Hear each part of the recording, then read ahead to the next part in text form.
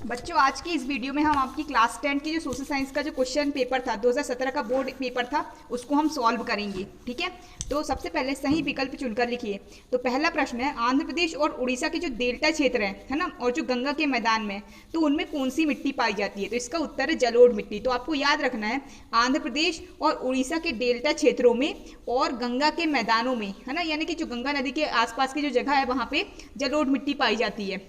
ठीक है, दूसरा प्रश्न है, निम्नलिखित उद्योगों में से सबसे अधिक वायु प्रदूषण किसमें होता है? तो हमें बताना है जो दिए गए उद्योग है ना, आपको 4 ऑप्शन दिए गए हैं, ये उद्योग के नाम है। उद्योग यानी इंडस्ट्रीज, है ना, फैक्ट्रीज। तो हमें बताना है इनमें से कौन सी फैक्ट्री होती है जिनमें सबसे ज्यादा वायु का प्रदूषण होता है? तो इसका उत्तर है रासायनिक उद्योगों में। ठीक है, सा है। अब हम सा नंबर के प्रश्न को देखते हैं। मुंबई बंदरगाह के दबाव को कम करने हेतु विकसित बंदरगाह। तो जो मुंबई बंदरगाह था, बंदरगाह क्या होता है? जहाँ पे जो हमारे जहाज रहते हैं वो जहाँ से आते जाते हैं, है ना, जैसे बस स्टैंड होता है, बस जहाँ से निकलती है आती जाती है, वैसे ही बंदरगाह होते हैं जहाजों के लिए। तो जो मुंबई बंदरगाह था उसके दबाव को कम करने के लिए कौन सा बंदरगाह बनाया गया था? नहाबा शेबा बंदरगाह बनाया गया था। ठीक है, अब चौथा प्रश्न है, विश्व स्तर पर पहला भू शिखर सम्मेलन आयोजित हुआ था। तो विश्व स्तर पर यानी कि पूरे वर्ल्ड में, है ना, सबसे पहला भू शिखर सम्मेलन, है ना, कहाँ पर आयोजित हुआ था? इसका आंसर है ब्राजील में, है ना। ब्राजील का जो रियो डी जेनेरो शहर है वहाँ पे विश्व का पहला भू शिखर सम्मेलन आयोजित हुआ था। ठीक है, आपको ये याद रखना है। पांचवा, ठीक है, निम्नलिखित में से कौन उदारवादी विचारों के नहीं थे? ठीक है, तो ये आपके 4-5 लोगों के नाम दिए गए जो आपके स्वतंत्रता संग्राम से जुड़े हुए हैं, है ना।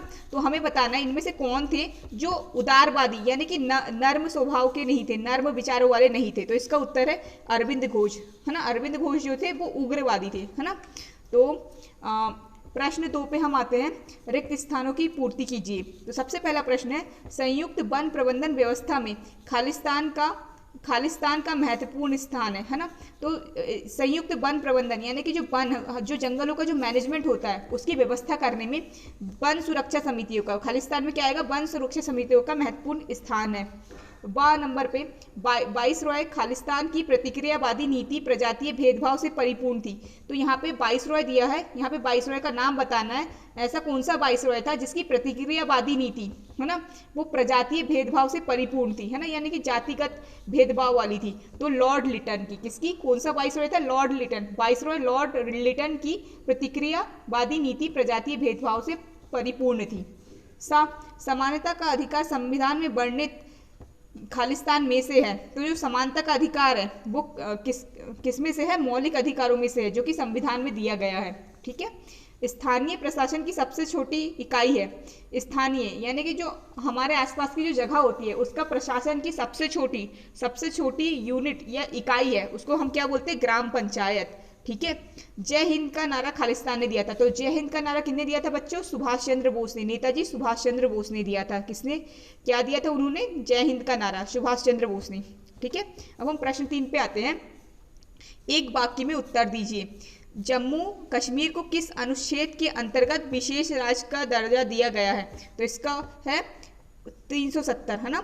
तो अनुच्छेद 370 यानी कि आर्टिकल 370 के अंतर्गत जो जम्मू कश्मीर है उसको विशेष राज्य का दर्जा दिया गया है। ये प्रश्न इंपॉर्टेंट हो जाता है क्योंकि पिछले साल ही तो जो जम्मू एंड कश्मीर था, है ना, जम्मू कश्मीर राज्य था, उसको विशेष राज्य का दर्जा उससे वापस ले लिया गया है। तो इसका उत्तर क्या है? किसके अंतर्गत दिया गया था जम्मू एंड कश्मीर को? 370 के तहत दिया गया था विशेष राज्य का दर्जा। तो ये प्रश्न बहुत इंपॉर्टेंट है, ये आ सकता है। ठीक है, वह कौन से संशोधन द्वारा संविधान में मूल कर्तव्य को जोड़ा गया? ठीक है, हमें बताना कि संविधान में ऐसा कौन सा संशोधन यानी परिवर्तन, जब भी हम करते हैं परिवर्तन, जब भी हमें संविधान में किसी भी चीज को चेंज करना रहता है ना, तो उसको हम संशोधन बोलते हैं। ठीक है, तो हमें बताना है कि कौन से नंबर का संशोधन हुआ था संविधान में जिसके द्वारा मूल कर्तव्य को जोड़ा गया? तो इसका उत्तर है 42वें संशोधन 1976 के द्वारा संविधान में मूल कर्तव्य को जोड़ा गया। ये भी बहुत इंपॉर्टेंट है। लोकसभा की सदस्यता के लिए न्यूनतम आयु क्या है? तो 25 वर्ष। तो जो लोकसभा जो होती है ना, अगर किसी भी इंसान को अगर लोकसभा का सदस्य बनना है तो उसके लिए कम से कम उसे कितने साल का होना चाहिए? 25 वर्ष का होना चाहिए। चौथा, विश्व की कुल जनसंख्या का कितना प्रतिशत भाग भारत में निवास करता है ना, यानी कि जो दुनिया में जितने भी लोग रहते हैं, जितने भी इंसान रहते हैं, उनमें से कितना प्रतिशत भाग भारत में निवास करता है। पूरी दुनिया में से कितने प्रतिशत लोग भारत में रहते हैं? तो इसका उत्तर है 16.87% है ना। भारतीय योजना आयोग का गठन कब किया गया था? तो भारत में जो योजना आयोग बनाया गया था है ना, योजना आयोग यानी कि जो प्लानिंग कमीशन जो हमारे भारत के लिए योजनाएं बनाता था, तो उसका गठन कब किया गया था? 15 मार्च 1950 को किया गया था। ठीक है, सही जोड़ी बनाइए पे अब हम आते हैं। ठीक है, अब सही जोड़ी हम सीधे याद कर लेंगे, इसमें समझने वाला कुछ नहीं है। तो आंध्र प्रदेश का क्या आएगा? जीवन स्तर में वृद्धि है ना। आंध्र प्रदेश का जीवन स्तर में, सॉरी आंध्र प्रदेश का तेलंगाना आएगा, सॉरी गलत हो गया। आंध्र प्रदेश का तेलंगाना आएगा क्योंकि आंध्र प्रदेश से अलग होकर तेलंगाना एक राज्य बनाया गया। ठीक है, आंध्र प्रदेश जो राज्य था भारत का उससे अलग होकर तेलंगाना एक नया राज्य बनाया गया। अब दूसरा है अमर्त्य सेन। तो जो अमर्त्य सेन थे, ठीक है, इनका जो संबंध है वो अर्थशास्त्र से है। ठीक है, तो इसका क्या आएगा? अमर्त्य सेन का आर्थिक कल्याण। तो उन्होंने आर्थिक कल्याण के लिए बहुत सारे काम किए, बहुत सारी चीजें लिखी। ठीक है, सीमेंट कारखाना। तो सीमेंट कारखाने का क्या आएगा? पहला द्वितीयक क्षेत्रक। ठीक है, जो सीमेंट का जो कारखाना होता है वो द्वितीयक क्षेत्रक होता है। ठीक है, वैसे तो ये प्रश्न आपको नहीं आएगा क्योंकि आपका ये जो क्षेत्रक वाला जो पार्ट था वो आपके सिलेबस में से हटा दिया गया है। ठीक है, डिजिटल चार्ट, द है डिजिटल चार्ट। तो इसका क्या आएगा? मालदीव्स। मालदीव्स एक देश है। ठीक है, एक आइलैंड कंट्री, एक द्वीपीय देश है। उपभोक्ता जागरूकता। उपभोक्ता जागरूकता का से क्या आएगा? जीवन स्तर में वृद्धि, क्योंकि जब जो उपभोक्ता है ना, जो कस्टमर है, अगर वो जागरूक बनेंगे तो उनके जीवन स्तर में क्या होगी? वृद्धि होगी। ठीक है, सत्य असत्य में आते हैं हम। पहला आर्थिक विकास एक सतत एवं निरंतर चलने वाली प्रक्रिया है। तो इसका है सत्य, क्योंकि जो आर्थिक विकास होता है ना, आर्थिक विकास यानी कि जो हमारे जो आर्थिक विकास होता है ना, वो एक निरंतर चलने वाली प्रक्रिया, यानी कि वो धीरे धीरे होती है और वो चलती रहती है। ऐसा नहीं होता कि आर्थिक विकास रुक जाता है। ठीक है, कृषि प्राथमिक क्षेत्र के अंतर्गत आती है, ये भी सत्य है। ठीक है, लेकिन ये वाला प्रश्न फिर से नहीं आएगा क्योंकि आपका ये जो क्षेत्र वाला पार्ट था आपके सिलेबस में से हटा दिया गया है। उपभोक्ता प्रत्येक व्यक्ति नहीं होता। तो ये असत्य है क्योंकि जो हर व्यक्ति होता है, प्रत्येक व्यक्ति जो होता है वो उपभोक्ता होता है। उपभोक्ता यानी कि ग्राहक, यानी कि जो भी इंसान कोई चीज़ खरीदता है उसी क्या बोलते हैं? ग्राहक या उपभोक्ता बोलते हैं। तो हर व्यक्ति कुछ ना कुछ खरीदता है। ठीक है, औद्योगिक तथा उपभोक्ता वस्तुओं के लिए हॉलमार्क चिन्ह दिया जाता है, असत्य। ठीक है, समाजवाद में केंद्रीय नियोजन अनिवार्य है, ये सत्य है। ठीक है, अब हम आते हैं हमारे प्रश्न नंबर 6 पे। ठीक है, अब हम यहाँ से क्वेश्चन आंसर अब हम जल्दी से पढ़ेंगे, अच्छे से पढ़ेंगे। अभी जो ऑब्जेक्टिव थे मैंने आपको स्पीड से इसलिए करवा दिए क्योंकि ऑब्जेक्टिव आपको याद करने थे। तो अब हम जब प्रश्न उत्तर पढ़ेंगे तो हम इनको समझ के पढ़ेंगे। ठीक है, तो प्रश्न नंबर 6, भौम जल पाने के स्रोत क्या है? भौम जल यानी कि जमीन के अंदर जो जल रहता है उसको पाने के स्रोत क्या है? तो इसका उत्तर आएगा कुआं। यहीं पे लिख देते हैं कुआं है ना, और ट्यूबवेल तथा ट्यूबवेल। ठीक है, ये आपके क्या भौम जल पानी के स्रोत हैं। अब हम देखते हैं गुलाबी क्रांति क्या है। तो इसके लिए आप आपकी परीक्षा अध्ययन का पेज नंबर 23 निकाल लीजिए, 23 निकाल लीजिए, हम वहीं पे गुलाबी क्रांति समझ लेंगे। ठीक है, तो पेज नंबर 23 निकाल लेते हैं आपकी परीक्षा अध्ययन का। ठीक है, गुलाबी क्रांति क्या है? तो ये रहा प्रश्न नंबर 7, जूम कर लेते हैं। तो गुलाबी क्रांति जो है, ठीक है, गुलाबी क्रांति क्या है? ये देखिए 2017 में आया है। तो जो गुलाबी क्रांति है इसका उत्तर, जो पहले मैं आपको बता देती हूँ कि जो गुलाबी क्रांति है उसका संबंध कैसे है? जो फल होते हैं ना, जो फल और जो फूल होते हैं उनसे संबंध है। जो फल फूल की जो फसलें हैं उनका उत्पादन बढ़ाने से है। ठीक है, तो हम समझते हैं गुलाबी क्रांति हमारे देश में विविध जलवायु एवं मृदा का उपयोग करते हुए उष्ण एवं शीतोष्ण कटिबंधीय फलों सेब, आम, केला, नारियल, काजू, अनानास, संतरा, नींबू, नाशपाती, आलूची, खुबानी, बादाम की कृषि को विकसित करने पर जोर दिया गया है। इसे ही गुलाबी क्रांति का नाम दिया गया है। ठीक है, तो देखिए क्या लिखा है, इसे हम समझते हैं। तो हमारे देश में विविध जलवायु, तो हमारा जो देश है, भारत देश है ना, ये पूरा विविधता से भरा हुआ देश है। जैसे कि विविध जलवायु से क्या मतलब है? हमारा भारत देश बहुत बड़ा है। ठीक है, अगर राजस्थान में बहुत ज़्यादा धूप पड़ती है ना, बहुत ज़्यादा गर्मी पड़ती है, तो वहीं जो मणिपुर मेघालय है ना, हमारे भारत देश का जो राज्य है मणिपुर मेघालय, वहाँ पे बहुत ज़्यादा बारिश होती है। ठीक है। तो ऐसे ही हमारे भारत देश में विविध जलवायु है। जलवायु यानी कि जो आपका मौसम होता है, क्लाइमेट होता है, उसे हम जलवायु बोलते हैं। एवं मृदा, और जो हमारा देश है उसमें मृदा भी है, वो विविध प्रकार की है। राजस्थान में जो है रेगिस्तानी मिट्टी है, ठीक है। महाराष्ट्र गुजरात में काली मिट्टी है, और कहीं जलोढ़ मिट्टी है गंगा के मैदानों में। तो इस तरीके से हमारे देश में विविध जलवायु है और विविध मृदा है। तो ठीक है, तो होता क्या है, ठीक है, होता क्या है, अगर जो हमारी जो सब्जियां रहती है, जो खेती जो होती है, वो जलवायु और मृदा पे, और यानी कि मिट्टी पे डिपेंड करती है, मिट्टी पर निर्भर करती है, ठीक है। अगर जैसे कि मान लीजिए महाराष्ट्र में अगर काली मिट्टी पाई जाती है, तो वहाँ पर हम क्या उगा सकते हैं, वहाँ पर हम गन्ना उगा सकते हैं, कॉटन यानी कि रुई, कपास उगा सकते हैं, ठीक है। अगर किसी स्थान पे बहुत ज़्यादा बारिश होती है, तो वहाँ पर हम अलग टाइप की फसलें उगा सकते हैं, ठीक है। अगर किसी स्थान पे बहुत ज़्यादा गर्मी पड़ती है, या कोई किसी स्थान पे रेगिस्तान वाला इलाका जैसे कि राजस्थान है, तो वहाँ पर हम क्या उगा सकते हैं, खजूर उगा सकते हैं, ठीक है। तो इस टाइप से हम अलग अलग जलवायु एवं अलग अलग मृदा का उपयोग करके अलग अलग प्रकार के फल उगा सकते हैं, ठीक है। तो वही इसमें बोला गया है, हमारे देश में विविध जलवायु एवं मृदा का उपयोग करते हुए उष्ण एवं शीतोष्ण कटिबंधीय फलों, ठीक है। उष्ण यानी गर्म, एवं शीतोष्ण यानी ठंडे, शीत यानी ठंड होती है ना। उष्ण एवं शीतोष्ण कटिबंधीय फलों, सेब, आम, केला, ठीक है, की कृषि को विकसित करने पर जोर दिया गया है, ठीक है। तो हमारे देश में विविध जलवायु और अलग अलग प्रकार की जो मिट्टी है उसका उपयोग करते हुए हमको क्या करना है, गर्म और ठंडे फलों को उगाना है, ठीक है। उनकी कृषि को विकसित करने पर जोर दिया गया है। इसे ही क्या कहते हैं, गुलाबी क्रांति का नाम दिया गया है, ठीक है। तो ये हो गया हमारा गुलाबी क्रांति। इसमें आपको बस ये याद रखना है कि हमारे देश में अलग अलग प्रकार की, विविध प्रकार की जलवायु और मृदा पाई जाती है, तो जिसका उपयोग हमको किस लिए करना है, शीतोष्ण और उष्ण फलों को उगाने में करना है। और आपको ये कुछ फलों के नाम याद कर लेने हैं, ठीक है। और इसी की ये जो शीतोष्ण और उष्ण फलों की कृषि को विकसित करने पर जोर दिया जाता है, इसे ही हम क्या कहते हैं, गुलाबी क्रांति कहते हैं। तो बस आपको इतना याद रखना है, ठीक है। तो अब हम आते हैं हमारे अगले प्रश्न पर, ठीक है। अब है प्रश्न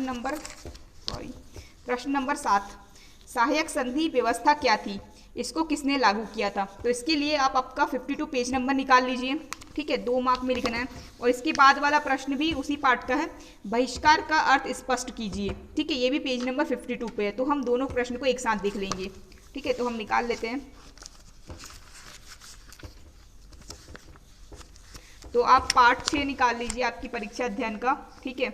इसमें पेज नंबर 52, ठीक है। तो इसमें दिया है बहिष्कार, प्रश्न नंबर 7, बहिष्कार का अर्थ स्पष्ट कीजिए। ये देखिए 2017 में प्रश्न आया है। तो बहिष्कार का अर्थ, तो सबसे पहले बहिष्कार का मतलब क्या होता है, बहिष्कार मतलब होता है किसी भी चीज़ का त्याग कर देना, ठीक है। जैसे कि अगर अभी हमने देखा था कि अभी बहुत ज़्यादा चल रहा था बॉयकॉट चाइनीज़ प्रोडक्ट, यानी कि जो चीन के जो सामान है हम उसका बहिष्कार कर रहे थे, क्योंकि हमारे चीन के साथ युद्ध की संभावना बन रही थी। बहिष्कार करना यानी त्याग कर देना, ठीक है। तो हम इस पाठ के हिसाब से बहिष्कार का अर्थ क्या है, तो इसका उत्तर, बहिष्कार का अर्थ केवल विदेशी वस्तुओं के बहिष्कार से नहीं था, अपितु इसका व्यापक अर्थ सरकारी सेवाओं, प्रतिष्ठानों तथा उपाधियों का बहिष्कार था। तो बहिष्कार का मतलब सिर्फ ये नहीं था कि केवल विदेशी वस्तुओं का बहिष्कार करना, यानी कि सिर्फ विदेशी वस्तुओं का बहिष्कार करने से बहिष्कार का मतलब नहीं था, बल्कि इसका व्यापक अर्थ, यानी कि इसका जो पूरा अर्थ ये था कि जो सरकारी सेवाएं हैं, प्रतिष्ठान हैं और जो उपाधियां हैं उनका बहिष्कार करना था, ठीक है। तो हमारे देश में अंग्रेज लोग आए थे, ठीक है। तो अंग्रेज लोगों ने क्या किया था, हमारे जो भारत की जो वस्तुएं हैं, ठीक है, उन पे बहुत ज़्यादा कर लगा दिया था। तो क्या हो रहा था, हमारे भारत की वस्तुएं बिक नहीं पाती थी बाजार में, ठीक है। और अंग्रेज लोग हमारे ऊपर बहुत अत्याचार करते थे, ठीक है, और हमको आज़ादी नहीं दे रहे थे। तो हमारे देश के जो नेता लोग थे, जो लीडर लोग थे, जैसे कि गांधी जी हो गए, है ना, लाला लाजपत राय हो गए, ठीक है, बाल गंगाधर तिलक हो गए, ये जो हमारे देश के महान नेता थे, जो हमारे देश के महान लीडर थे, है ना, उन्होंने बोले थे कि अब हम क्या करेंगे, अंग्रेज हमारी बात नहीं सुन रहे, तो हम क्या करेंगे, हम केवल उनकी वस्तुओं को, जो हमारे देश में विदेश से वस्तुएं आ रही, सिर्फ हम उनका बहिष्कार नहीं करेंगे, बल्कि हम जो सरकारी सेवाएं, क्योंकि उस समय अंग्रेजों की सरकार थी, तो अंग्रेजों की सरकार की जो सेवाएं होती हैं उनका बहिष्कार कर देंगे, प्रतिष्ठानों का बहिष्कार कर देंगे। प्रतिष्ठान यानी कि जैसे कि पुलिस हो गई, है ना, पुलिस हो गई, न्यायालय हो गए, ठीक है, इन सब का भी बहिष्कार कर देंगे। और जो अंग्रेज लोग उपाधियां देते थे, ठीक है, उनका भी बहिष्कार कर देंगे। तो ये हमने देख लिया, ठीक है। अब हमारा अगला प्रश्न था सहायक संधि व्यवस्था क्या थी। ठीक है, तो उसके लिए भी पेज नंबर 52 पे ये दिया गया है, सहायक संधि व्यवस्था क्या थी, इसको किसने लागू किया था। ठीक है, ये भी देखिए 2017 में आया है। तो जो सहायक संधि व्यवस्था थी, ठीक है, सहायक संधि व्यवस्था में क्या होती थी कि अंग्रेज लोग क्या करते थे, जो राजा रहते थे उनको बोलते थे कि आप हमारे साथ एग्रीमेंट डील कर लीजिए, ये हमारे साथ हाथ मिला लीजिए, हमारे साथ संधि कर लीजिए। ठीक है, अगर आप संधि नहीं करोगे तो हम क्या करेंगे, आपके राज्य पे अटैक कर देंगे, आपके राज्य पे हम युद्ध करने के लिए जाएंगे, आक्रमण कर देंगे। तो अंग्रेज लोग ये प्लान करते थे भारत के राजा को अपने साथ मिलाने के लिए। ठीक है, तो इसी को सहायक संधि व्यवस्था कही गई थी, और इसको किसने लागू किया था, जनरल बेलेजली द्वारा लागू किया गया था। तो इसका उत्तर हम देख लेते हैं कैसे लिख रहा है। उत्तर, भारत के गवर्नर जनरल बेलेजली द्वारा लागू व्यवस्था को सहायक संधि व्यवस्था कहा जाता है। ठीक है, तो जो भारत का गवर्नर जनरल था, गवर्नर जनरल कौन था, बेलेजली, उसने क्या एक व्यवस्था लागू किया था जिसको हम क्या कहते थे, सहायक संधि व्यवस्था कहा जाता था। इस व्यवस्था को जो भारतीय नरेश स्वीकार करते थे, तो ये जो सहायक संधि व्यवस्था थी उनको जो भारतीय नरेश यानी कि भारतीय राजा स्वीकार करते थे, उन्हें अंग्रेजों के संरक्षण में रहकर कार्य करना पड़ता था। तो उनको क्या करना पड़ता था, अंग्रेजों के संरक्षण में यानी कि अंग्रेजों के नीचे रहकर कार्य करना पड़ता था। तो ये सहायक संधि व्यवस्था थी। ठीक है, अब हम वापस जाते हैं अगले प्रश्न पर। ठीक है, तो देखिए अगला प्रश्न है प्रश्न नंबर 9, अधोसंरक्षण किसे कहते हैं अथवा सेवा क्षेत्र क्या है। तो ये दो प्रश्न हैं, ये दो जो प्रश्न है ये आपके उन पार्ट से हैं जिनको आपके सिलेबस से हटा दिया गया है। ठीक है, ये कौन से पार्ट से हैं, पार्ट नंबर शायद 17 से हैं, पर मुझे पार्ट नहीं पता, पर ये जिस पार्ट के प्रश्न है इनको आपके सिलेबस से हटा दिया गया है। ठीक है, तो हम अगले प्रश्न पे आते हैं। प्रश्न नंबर 10, उपभोक्ता शोषण से क्या आशय है और अथवा काला बाजारी किसे कहते हैं। तो ये दोनों एक ही पार्ट के प्रश्न हैं। ठीक है, पेज नंबर 104 पे दिए आपकी परीक्षा अध्ययन पे, तो इन दोनों को हम देख लेंगे। पहला क्या है, उपभोक्ता शोषण से क्या आशय है और काला बाजारी किसे कहते हैं। ठीक है, तो 104 आपके परीक्षा अध्ययन पे 104 पेज नंबर 104 निकाल लेते हैं।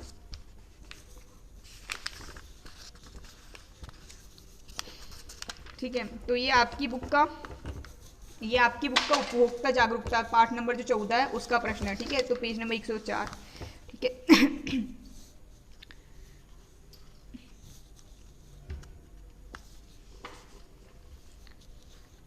उपभोक्ता, तो ये रहा ये प्रश्न, उपभोक्ता शोषण से क्या आशय है। ठीक है, शोषण, तो सबसे पहले हम इस प्रश्न को समझ लेते हैं, उपभोक्ता शोषण से क्या आशय है। ठीक है, उपभोक्ता शोषण से आशय है कि उपभोक्ताओं को कम वजन तौलना, अधिक कीमत वसूलना, मिलावटी एवं दोषपूर्ण वस्तुएं बेचना, भ्रमित विज्ञापन देकर उपभोक्ताओं को गुमराह करना आदि। ठीक है, तो उपभोक्ता यानी कि ग्राहक। जैसे कि आप किसी भी दुकान से अगर कोई सामान खरीद रहे हैं तो आप क्या कहलाएंगे, उपभोक्ता कहलाएंगे। अगर आप किसी से कोई भी वस्तु खरीद रहे हैं तो आप क्या कहलाएंगे, उपभोक्ता कहलाएंगे या ग्राहक कहलाएंगे। और शोषण क्या होता है, शोषण यानी कि गलत करना, किसी के भी साथ गलत व्यवहार करना। ठीक है, या उसके साथ गलत चीज़ें करना।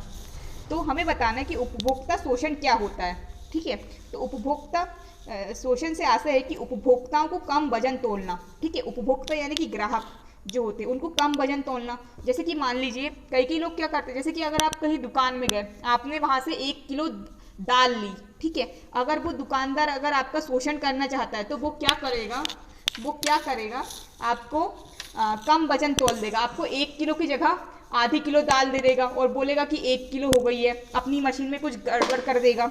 ठीक है, अधिक कीमत वसूलना, अगर आपने जैसे कि मान लीजिए 60 रुपये किलो दाल है और दुकानदार ने अगर आपको ऐसे बता दिया कि 70 रुपये किलो दाल है, तो वो आपसे 10 रुपये ज़्यादा ले लेगा। तो इसी को बोलते हैं अधिक कीमत वसूलना। ठीक है, मिलावटी एवं दोषपूर्ण वस्तुएं बेचना। ठीक है, जैसे कि अगर आपने कहीं से घी खरीदा तो घी में वो लोग क्या करते हैं, उबले हुए जो आलू रहते हैं उसको डाल देते हैं। ठीक है, तो घी में मिलावट कर देना, तो मिलावटी एवं दोषपूर्ण वस्तुएं बेचना। दोषपूर्ण यानी कि खराब वस्तुएं बेचना, मतलब खराब वाली दाल बेच देना। ठीक है, भ्रमित विज्ञापन देकर उपभोक्ताओं को गुमराह करना। भ्रमित विज्ञापन, जैसे कि विज्ञापन यानी कि जो टीवी में ऐड आते हैं, पोस्टर चिपकाते हैं लोग, न्यूज़पेपर में जो विज्ञापन आते हैं। ठीक है, जैसे कि कई बार ऐसा विज्ञापन आते हैं कि 15 किलो वजन घटाइए, ठीक है, तो ये सब क्या रहते हैं, भ्रमित विज्ञापन रहते हैं। ये तेल खरीद लीजिए, इसको अपने पेट में लगाइए और 15 किलो वजन घटाइए, लेकिन वजन नहीं घटता है, तो इसको क्या बोलते हैं, भ्रमित विज्ञापन देकर उपभोक्ताओं को गुमराह करना, ठीक है। तो इससे क्या होता है, उपभोक्ता गुमराह हो जाते हैं।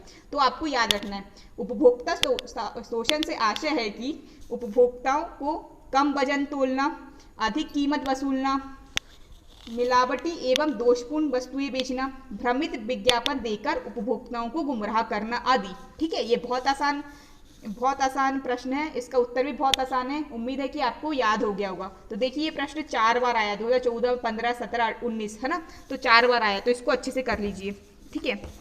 अब हमारा जो अगला प्रश्न था, ठीक है, प्रश्न काला बाजारी किसे कहते हैं, काला बाजारी, इसको इंग्लिश में क्या बोलते हैं, ब्लैक मार्केटिंग, ठीक है। ये प्रश्न भी 2 बार आया, 2017 और 2019 में, ठीक है। तो इसका उत्तर है, जब उत्पादक एवं व्यापारी आवश्यक वस्तुओं की जमाखोरी कर लेते हैं, ठीक है, तो इन वस्तुओं का मूल्य बाजार में बढ़ जाता है, ठीक है। विवशतापूर्ण उपभोक्ता को इन्हीं ऊंचे मूल्यों पर वस्तुओं को खरीदना पड़ता है, और यदि सरकार इन वस्तुओं की राशनिंग कर देती है तो यही वस्तुएं काले बाजार में बिकने के लिए आ जाती है। इसे ही काला बाजारी कहते हैं।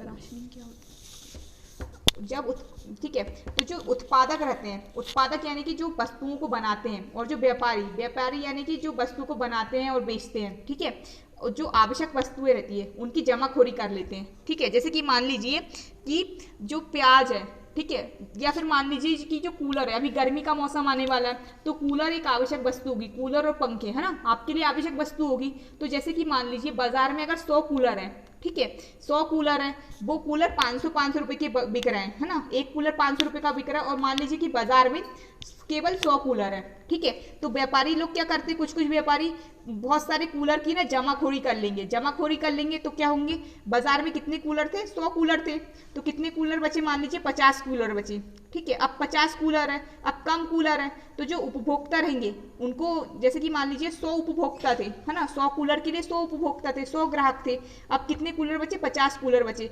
तो अब 100 उपभोक्ताओं के बीच में कितने कूलर बचे, 50 कूलर बचे, और 50 कूलर क्या करे, व्यापारियों ने जमा कर लिए, तो होगा क्या, अब ये जो 100 उपभोक्ता है, ये 50 कूलर के लिए लड़ मरेंगे, है ना, कोई भी कितनी भी 500 रुपए में एक कूलर बिक रहा था, तो जो जिसके पास ज्यादा पैसे होंगे वो बोलेगा मैं 1000 रुपए में कूलर खरीद लूंगा, लेकिन मेरे को कूलर बेच दो, ठीक है। तो इससे क्या होता है, वस्तु का मूल्य बाजार में बढ़ जाता है, ठीक है, जमाखोरी करने से। तो विवशतापूर्ण उपभोक्ताओं को इन्हीं ऊंचे मूल्यों पर वस्तुओं को खरीदना पड़ता है, ठीक है। तो जो उपभोक्ता रहते हैं, मूल्य बढ़ जाते हैं, तो उनको वस्तुओं को खरीदना पड़ता है बढ़े हुए मूल्यों पे, लेकिन कूलर की कीमत कितनी थी, 500 रुपए थी, ठीक है, जमाखोरी के कारण उसकी कीमत 1000 रुपए हो गई, तो जो मूल्य बढ़ गया ना कूलर का, 500 रुपए से 1000 रुपए हो गया, तो जो उपभोक्ता है जिसको बहुत ज्यादा जरूरत है वो तो खरीदेगा इन्हीं बढ़े हुए मूल्यों पर, ठीक है। और यदि सरकार इन वस्तुओं की राशनिंग कर देती है, ठीक है, तो यही वस्तुएं काले बाजार में बिकने के लिए आ जाती है, इसे ही काला बाजारी कहते हैं, ठीक है। अगर सरकार ये जो वस्तुएं रहती हैं, ठीक है, जिनकी इनने जमाखोरी कर ली है, और सरकार अगर इनकी राशनिंग कर देती है, ठीक है, तो यही वस्तुएं, राशनिंग यानी कि इनका प्राइस फिक्स्ड कर देती है। जैसे कि मान लीजिए सरकार ने फिक्स कर दी कि एक कूलर कितने रुपए में बिकेगा, 500 रुपए में बिकेगा, ठीक है, कोई 500 रुपए से ज़्यादा में कूलर नहीं बेचेगा, तो ये लोग क्या करेंगे, कूलर तो कम है, 50 कूलर ही बचे, तो अब ये लोग क्या करेंगे, सरकार ने कीमत तय कर दी कि 500 रुपए में बिकेगी, तो ये लोग क्या करेंगे कि जिसको कूलर की आवश्यकता है उसको चुपचाप से, है ना, बिना सरकार को पता लगने दिए 1000 रुपए में बेचेंगे, ठीक है। तो यही वस्तुएं क्या होती है, काले बाजार में बिकने के लिए आ जाती है। इस तरीके का जो बाजार होता है ना, गैर कानूनी बाजार, ठीक है, जो सरकार की नज़र से बचा रहता है, उसको काला बाजार बोलते हैं। तो इसे ही क्या कहते हैं, काला बाजारी कहते हैं, ठीक है। तो काला बाजारी किसे कहते हैं, तो जो उत्पादक या जो व्यापारी होते हैं, आवश्यक वस्तु की क्या करते हैं, जमाखोरी कर लेते हैं, आवश्यक वस्तु को जमा करके रख देते हैं, उनको बाजार में बेचते नहीं है, तो इससे क्या होता है, उन वस्तुओं की कीमत बढ़ जाती है, और जो उपभोक्ता होते हैं उनको उसी दाम में, मतलब महंगे बढ़े हुए दाम में वस्तु को खरीदना पड़ता है। और सरकार अगर मतलब जैसे कि वस्तु की कीमत बहुत ज़्यादा बढ़ने लगती है, तो सरकार क्या करती है, उनकी एक कीमत तय कर देती है, ठीक है, उसको बोलते हैं राशनिंग कर देती है। तो क्या करते हैं, ये जो व्यापारी लोग जिनने जमा करके रखे थे वस्तु को, उसको काला बाजार में बेचने लगते हैं, ठीक है। तो इसी को क्या बोलते हैं, काला बाजारी बोलते हैं, ठीक है। तो देखिए आपके ये जो 2017, एक सेकेंड, ठीक है, तो देखिए बच्चों, आपका ये जो 2017 था, इसकी हमने सही उत्तर, सही विकल्प, ठीक है, रिक्त स्थान, एक बार